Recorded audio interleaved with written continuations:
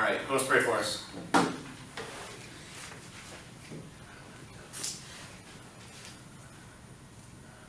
All right, Abby will pray. I'll be the good pastor's kid. There you go. Dear Lord, I thank you for this day, and I thank you for the chance that we all get to be together and learn more about you and about your word. And I pray that we'll all pay attention and learn something today from Ben. And I pray that you'll help him as he teaches. In Jesus' name, amen. Amen. Amen. So, where did we end up on Tuesday? It's only been 2 days. How good is your memory? Oh man, she took a picture with her phone, I didn't she? I think consummation is where we ended. I think. That was close to the end. Sanctification? That was less close to the end. It's not hard to Consummation use was the words. last one. You're covering up. I don't remember either. Oh, you just, oh really? Yeah. Here, you should. God. Let me see what's written on the board. God-centered self. It's all about God-centeredness. Okay, here we go. And there's a 366 commands. And it said, "Do not fear." I think is part of it. Yes. There we go. Okay, so if you are God-centered, then you cannot be Self-centered. self-centered or Other people. people-centered. Material. How are you coming up with all these perfect answers? And etc. Etc. Etc. There we go. So if you're God-centered, then you can't be self-centered, you can't be other-centered, you can't be materialistic, you can't go after money, success, fame, paparazzi type of thing. If you can't do all of these things, when you are God-centered, what is going to happen when you're around other people? If you're God-centered, my beloveds, if you are God-centered, what's going to happen when you're around other people?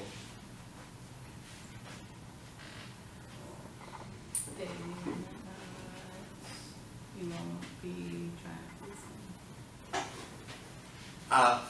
I'm not so everyone can hear. I don't know if it's right, but I'll just whisper the incorrect answer. I am right answer centered. Very good. You won't be trying to please them. Okay. So, if you're God-centered, you're around other people, you will not be trying to please them. But what happens if you need to do something because you're God-centered? You need to do something, you know the right thing to do, but it's with someone who maybe they might not want you to do the God-centered thing, then what does that produce in you? Anxiety, fear, okay? Which now we've got the 366 times. No fear. Okay. If I just might say, the church in general is full of a bunch of wimps. The church is full of a bunch of wimps. We are afraid to say something that is true. We're afraid to say 2 + 2 is 4 because it might offend somebody. I was just watching this thing the other night. You guys know who? Oh, what was his name? He is very shortly becoming one of my personal heroes. What is his name? Let's just watch them struggle. He's becoming one of your personal heroes that you don't know. And I don't even know his name. Normal. No, I do know his name. Ben Shapiro. You guys know who Ben Shapiro is? Nope. I've heard the name. I was gonna say the name sounds familiar. The dude is probably got an IQ of like 1,000 or something like that. But he loves truth. He absolutely loves truth. And he is so comfortable Do we need to do something about that? Yes. Well, your phone was going off too. It was. I was hoping nobody would notice. Thanks, Abby. I appreciate that. And your I just, computer, it's like, your computer dinged too. I heard Ben's phone ring again. Okay, so anyway, Ben Shapiro, he goes into he's went to Harvard Law and all that stuff, but he did not succumb to the liberalism that Harvard Law so heavily pounds into Harvard Law students, which is why now we question what the Constitution says and we try and reinterpret it as if it's poetry and not meant for real life. So anyway, he goes through Harvard Law School and now he debates people and he speaks around the country and he's got a radio show and all that stuff. So I would like to, we won't show it. Maybe we'll show it next time. Remind me next time and I'll prepare ahead of time to show the video. He's got a bunch of videos. But anyway, there's these short videos that it shows of him in debate. And so what happened once is he was at the University of Florida, I think, and he was speaking in front of the student body, and he was talking about safe places. Remember this? So Trump gets elected, and a bunch of college students are like crying, and they need to go to their cry hole, and they got to go to their safe place. They didn't have to take finals. Yeah. So you remember this. So anyway, he's going to Florida University, and he's speaking to the student body, and a bunch of these students are like, "I need my safe place. You're offending me." But he's so incredibly bold. He is not afraid to say 2 + 2 is 4. He is not afraid to debate transgenderism and anything and everything. He just goes right in for the kill every time. So anyway, we need to be a whole lot more like that. I'm not saying, now sometimes he can be quite offensive, but he's speaking the truth. Anyway, so he's not a Christian. He's Jewish, actually. Definitely believes in God, obviously. But anyway, we need to be a whole lot more like that and a whole lot less like we usually are. We're just a bunch of wimps, typically. So, let's look at, somebody look up Psalm 56, verse 3.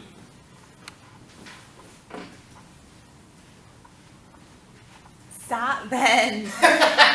Just leave it alone, it's fine. But out of frame.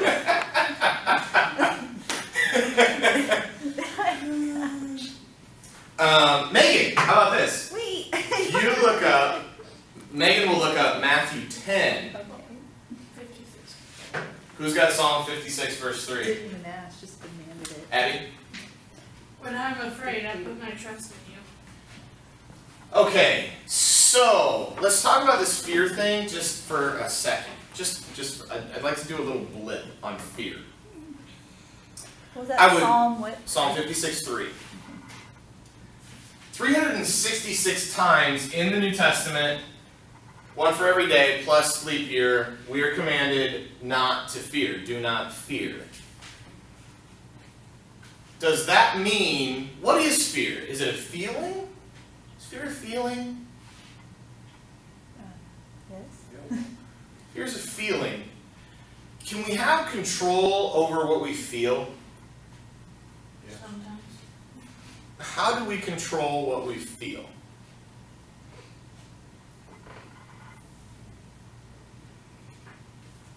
True. Focus on something else. Okay. So let's say that all of a sudden I put a gun to your head. Just randomly, bam, put a gun to your head. Do you have control in that moment of whether or not you fear? Probably not. Amy says yes, Megan Oh. says no. And I would love to talk about this because this is a very real question and one we should discuss. Both sides are very legitimate. So, Again, we're opposites. We're always been opposites. so if we say, if I pull a gun on you and in that moment you say that you have control over what you feel, in that moment, second I put a gun right in your face, you can control, so you do have control over your emotion right there in that spot, or you don't have control. Okay? I When feel the like gun is pulled. I feel like the instant part I wouldn't, Okay. but then afterwards be like, okay, well, I guess I'm meeting Jesus early. I'm like, okay. So that's I meant like the instant. I didn't mean like no control. I Like totally. hysterical crying and whatever. You have a very legitimate. That is very good. Thank you, Megan. Now, Amy, do you have a response to that? Okay. Just debate. Just debate. Right? We can do another podium over here. Point counterpoint. Can I act like Trump? No, I'm just kidding. Try to escape from. I'll be Hillary Clinton. Yep, That would exactly. It'd be perfect. Hey, David. I How's it go going, brother? sit right here and go like this. That's what I did. So, Cameras for watching. Okay. so, do you have any comments on that, Amy? It's okay if they're wrong. It's okay if they're right. I just want you to speak out. Out. Yes. Okay. Well, the first thing that comes to mind is the verse that mentions something. It talks about the armor of God, and it says like put the shield of something, so that way when Satan shoots an arrow at you, you can extinguish it. So Shield of it's faith. not necessarily sin to experience, to feel that fear right then and there, but it is sin to not put it out, right? Like to not extinguish the fire. But then there's another part of me that thinks, well, there's a time when I would think that you would be sanctified enough to the point where it's like someone holding a gun to your head doesn't even bother you, because it's like you have such great faith in God, that shield of faith is just always up. Okay, so excellent, very good. Thank you both. So one, if I am honestly, I have no idea what I would feel if somebody put a gun to my head. I really don't know. I don't know if I would experience fear or not. And the reason why is because, as Amy was talking about, over your life, you get more and more and more and more and more sanctified. And somewhere in here, you are sanctified to the point where if something does happen like that, okay, it's not a big deal. It literally doesn't cause you fear. So, honestly, I don't know at what point that takes place, where someone puts a gun to your head that you just don't experience fear. I don't know if that's this level of sanctification. Let's pretend I'm right here. Let's pretend I'm right there at my level of sanctification, okay? I don't know if this, at this point, is where I don't experience fear, or maybe it's right here, or maybe it's right here. I really don't know. The only way for me to know whether or not I would be scared in that exact instant, as Megan was talking about, that very instant, when all of a sudden, boom, somebody's got a gun in your face, Well, I don't know. would it be kind of like someone jumps out from behind a corner as a practical joke to scare you? You're scared in that moment. You're afraid in that moment. And Amy does it all the time. Like getting scared and I jump at her, so I mean. That's true. That's Where's a your good point. sanctification now? I'm not saying I'm at that point. I'm trying to say I'm enough to not be afraid. I'm just saying. I'm just kidding. Driving around real fast. I'm just kidding. Oh, great. I have to go to that board. Where's your sanctification Now. now? Oh, okay.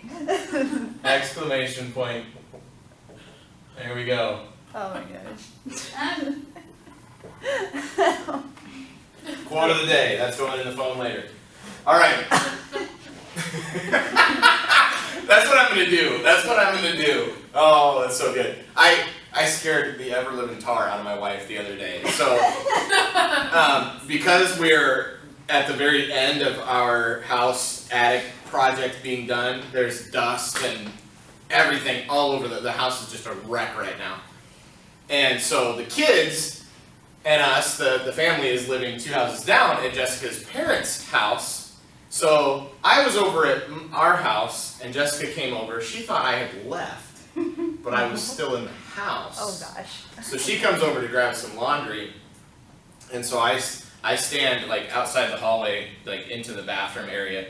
She walks right by me, like she walks right by me, didn't see me, she's talking to herself, humming, it was awesome. So she goes into the laundry room and I'm like waiting forever, just waiting for her to come back so that I can jump out and scare her. Oh, so brilliant. I jumped out and scared her. She like, from where I was in the bathroom and the bedroom is right there, and so she came down this hallway and she like was stumbling backwards, falling over stuff. Oh my goodness, oh my goodness. It's so funny because she's so like calm, spirited, and I cannot even imagine her doing that. It was brilliant. Man, I think my aunt would have hit you if you would have done that to her. Yeah, see that you find out people's wiring when you jump out and scare them. Some people, it's either fight or flee. My wife is a fleer. Anybody here fighters? I'm not allowed in haunted houses in Sioux City anymore. It's really bad. You rip the chainsaw out of their hand. No, the chainsaw I would flee on that one. But if it's just like they're standing there and I'd be like, oh my god! It's so bad. My fist clenched like this every No, time. I would have just turned around real fast. I mean, I've done that before. I stood out and turned around real fast. And, Yeah. It depends. Like if it's You're someone like- Don't take me to haunted houses. I will be like, nope. Sucker punch in the face or some punch in the gut. it's I had a instant. story, but if it's someone I know, I'll hit them. But if I don't know, I'll probably run. Yeah, if it's someone, obviously, anyway, if it's someone I know, I'm not going to hit her. But if it's somebody I don't completely know, yeah, you better just be wearing a mask. Yeah. A hard one to protect the face. So we have this, I think we have proven that there is a instant where the unknown happens and we can react to it. Now, obviously, after I screamed at my wife and she goes stumbling backwards, oh my goodness, oh my goodness! That was so funny. Oh my goodness, oh my goodness. How innocent are you when you scream that? Oh my goodness, oh my goodness! So funny. But after that, she realized, oh, it's just my stupid husband. It's not actually a threat. But then it took her, she said like dinner time, so like 4 hours later, she's like, I still have not calmed down from the adrenaline dump that took place there.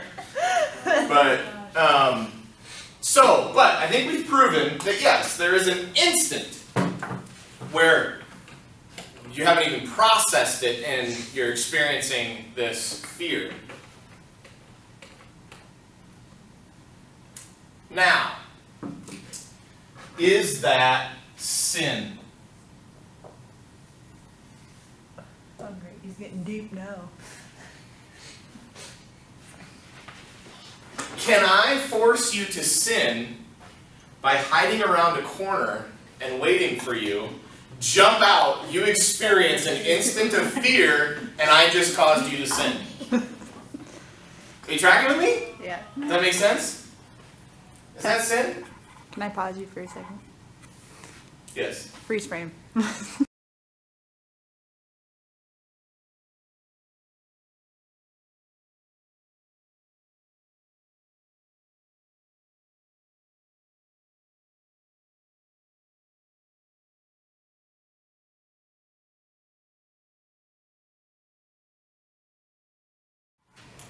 If you get startled and afraid, like all of a sudden there's just this reaction where your life is being endangered, is that sin? Anybody want to claim it is? Anybody want to claim it's not? Why? I'm gonna say no.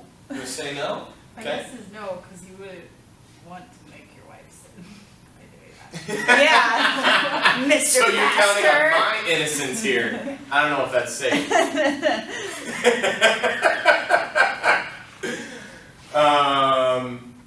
Okay.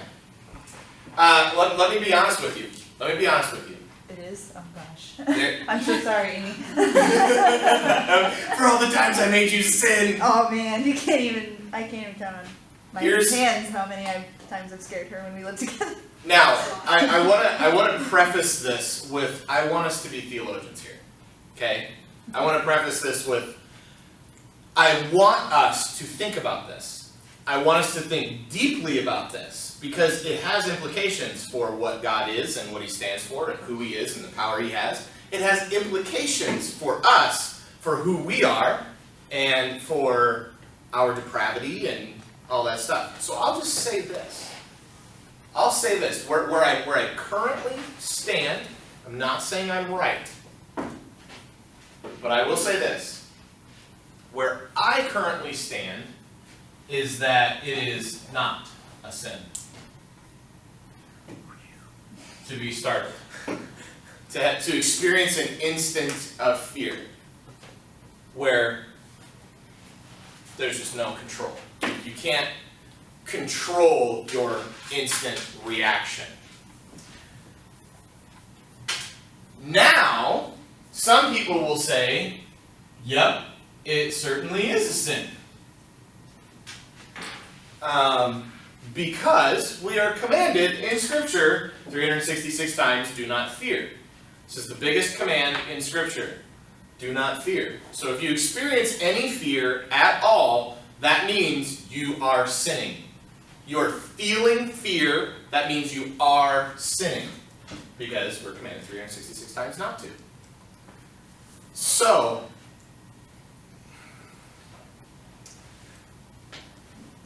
now, I think it could turn into sin, where you have a reaction and... You dwell on it, kind of. Yeah, absolutely. Like you just Like it can become, yes, it can become sin. Like if you go into a situation where it's a new situation, let's leave the startling thing, let's leave the jumping out and scaring people thing, and go to a experience where, name something that's scary. Go ahead. Buying a house. Buying a house. Okay, buying a house is scary. It's actually, it is scary. So on my house last year, I was scared to move. Yep. Okay, so buying a house is scary. Now, that can, let's say you have the instant reaction of fear that this is scary to buy a house because you're moving and all this stuff. When does that, if we're in this camp that the instant reaction is not sin, when does it become sin? If we're saying that the instant reaction is not, when does it turn into sin? With the buying a house thing. When you're not trusting God for like finances and all that, just trusting Him that you will provide and whatever. So you're focusing more on the fear, like what could go wrong, than the one who can make everything go right. Yeah. Put that on the board. Just kidding. Sorry. The right, wrong, trust God with your, Nailed it. okay, now,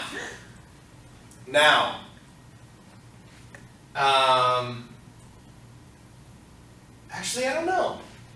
Huh? Okay, hang on. Let's go with the yep part, okay? Is it a sin? Yep. Now, here is, so, let me finish this. Okay. What you said, Megan, what you said is when we are afraid, we should trust. Ooh, isn't that just the verse we read? Psalm 66:3 or 56:3 or whatever it was? Number. 56:3, yeah. That one number. Psalm 56:3. When I am afraid, I will trust in you. So now we're getting down to what does fear even mean? When God says, do not be afraid, David's response is, when I'm afraid, I will trust in you. So is David sinning because he's afraid to begin with? And then he trusts in him and the sin ends? is he not sinning because he's experiencing fear, but he's not allowing the fear to control him? Second one. So we like the second one. So the second one lands here. Right? Okay. The first one, not the first, yeah, no. Anyway. So that was the here's the next part, next step. So we've established that. Next step is with, yep. And here's the basis for that one. The basis for this one comes from everything, what is that verse? It says,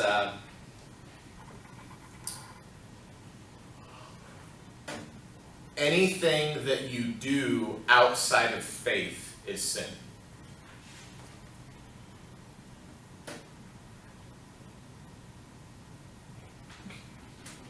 So that would mean that, yes, indeed, even the startling part would be sin. So haunted houses are sin, is what you're saying. Haunted houses, 'Cause you if we go this route, haunted houses absolutely will cause you to sin every moment. You say, but I don't know, I don't have control over that. You do have control of buying the ticket and going in. That's true. Knowing that you're going to be scared. Right, I'm going to test my faith here. Walk in.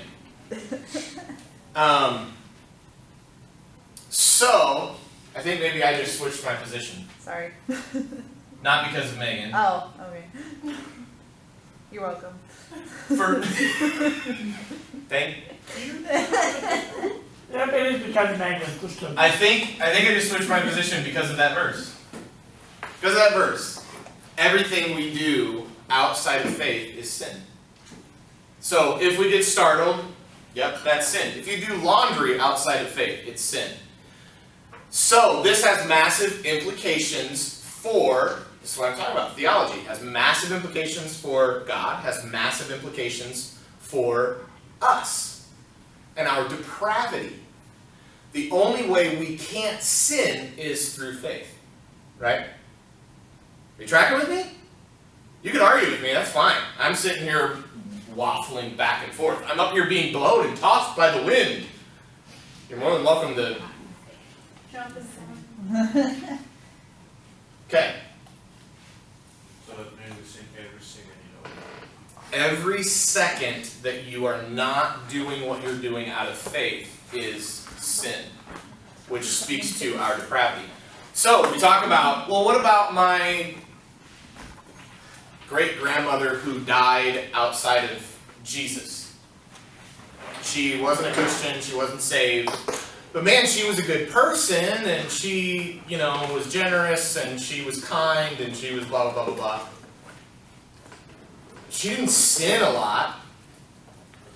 Well, if she lived her entire life outside of faith, she never was not sinning. Yes, Amy? How would you define living inside faith? Or doing things inside of faith?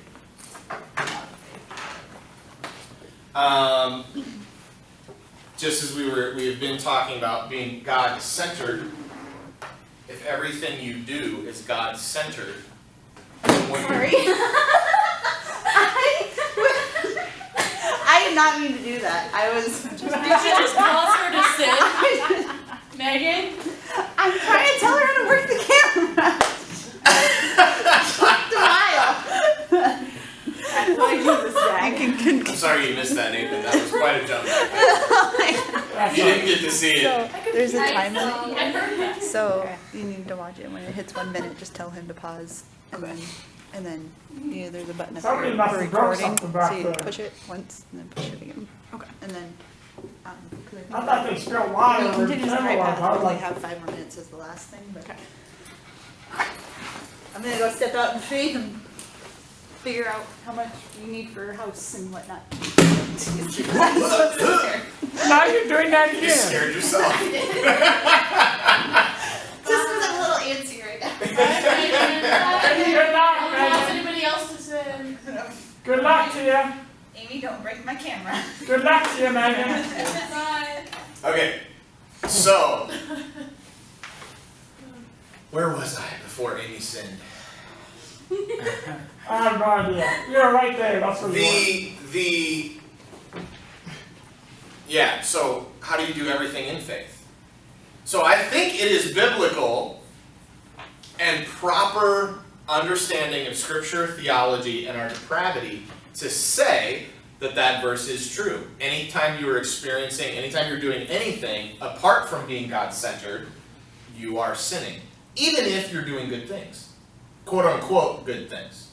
Even if you are giving a check to a Bridgehaven or some good cause or whatever. Even if you're being a generous person, if you're doing that away from being God-centered, that is sin, even though it may seem good. Amy, So wasn't Jesus afraid before he died on the cross? wasn't he suffering? Wasn't he afraid? I would say he was. Some would say he was not. And the reason they would say he was not is because of this. Because he knew that's gonna happen. He knows it's not. Yep, he knew it was going to happen. Now, so here's the thing. Here's the thing. I got several thoughts on this. If Jesus in the Garden of Gethsemane, when he's sweating drops of blood in that struggle, the word is agony. If he's sweating drops of blood, agony, experiencing that agony, what was the fight? He didn't want to go to the cross, right? God, take this cup from me. Why did he want God to take the cup from him? It was too much. It was too much.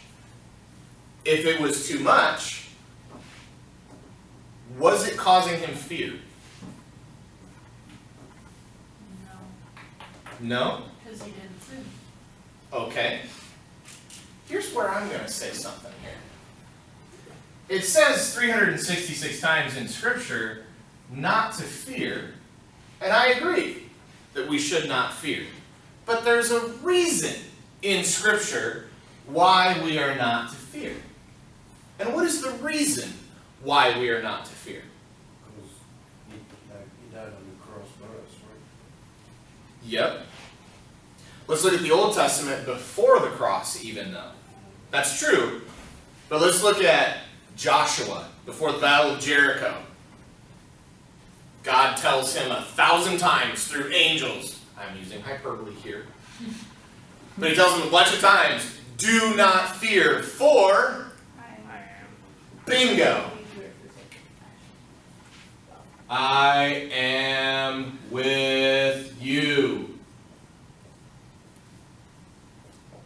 That is why we are not supposed to fear. That looks like a good Yeah,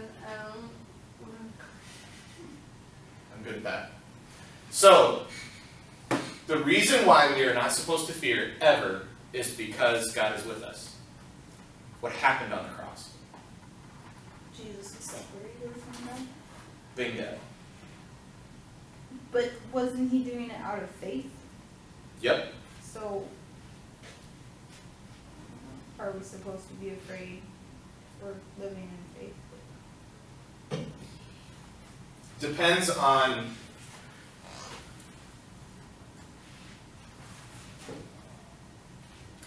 Psalm 56:3. When I'm afraid, I will trust in you. That is exercising faith, right? If God, if I'm supposed to go do this good thing, but I'm afraid, I'm scared, okay, so I'm experiencing that, I'm experiencing fear, but I will trust in you. And I will go ahead and do whatever it is that scary thing is. Step out in faith and do it. That is stepping out in faith, is stepping into fear and doing it anyway. Does that answer your question or not? So it wasn't sin for Jesus to be afraid. The It was reason, sin for us to be afraid. yes, the reason why it was not a sin for Jesus to be afraid was because God was literally going to be separate from him. The Trinity, there is only one time in all of eternity where the Trinity was separated, where the Son was completely separated from the Father and Spirit, and it was at the crucifixion, where the Father turned his back on the Son. That's why last thing Jesus said, my God, why have you forsaken me? Right? So, if Jesus did experience fear, if he did experience fear, in my opinion, yes, he was completely allowed to. As a matter of fact, that would be the only time in all of history where, if there was ever a justification for fear for anyone, that was it. Does that make sense? But he was doing it out of faith. Yes. So if he had faith, even though he was going to be separated from the Father, why would he be afraid?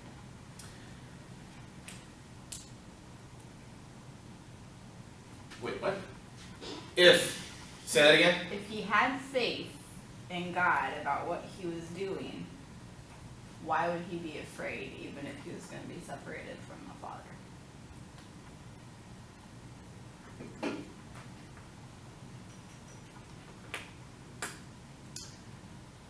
His trust? I don't like that question. Confusing. He was doing it out of love for the Father, but he was going to experience something apart from his Father, where his Father was literally not going to control what was happening to him. So, for those moments where Jesus was separated from the Father, that literally means that the Father was not going to control what happened to Jesus. So he was afraid of that specific couple of moments. Right. But still did it trusting that God was going to reunite with him after the punishment had taken place and the separation had ended.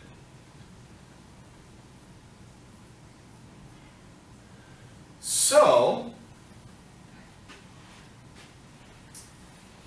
let's look at, yeah, I think we can do this in the remaining minutes.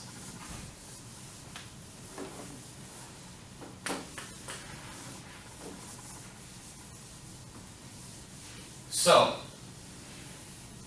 let's go with, okay, based on the verse, which everybody's got Google in here, and nobody looked it up for me, you're also me, but that's okay. I forgive you, and my bitterness is now gone. I'm stepping out in faith.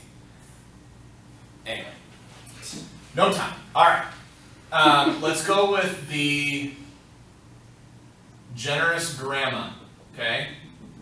The generous G-mom. Not saved, never placed her faith in Jesus, had opportunities to place her faith in Jesus, and she chose not to. Okay? She was generous, she was kind, she served people, she gave good gifts, she whatever. Did everything that seemed good.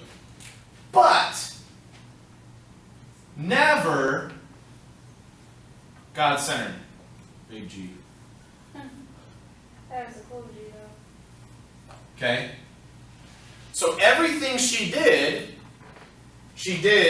not God-centered. Which means no faith, right?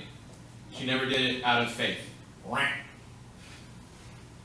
Tracking with me so far? Okay? So, according to Scripture, everything we do outside of faith is sin. That means that our generous grandma, who seemed to love us and care for us and be kind and wonderful and all of that thing, and everybody loved her, and she was... I think maybe I will... Ben, I didn't get the last couple minutes of your recording because I forgot to restart it. So, the big discussion that you and Megan had... Was pointless, yes. Because I was on autopilot. Yeah, you broke it. You going to cafe? Yeah, why don't you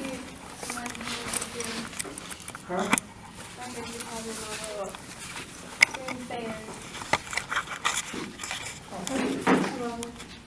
Hello. Just having a sprinter. Does anyone know how to Well, you have to figure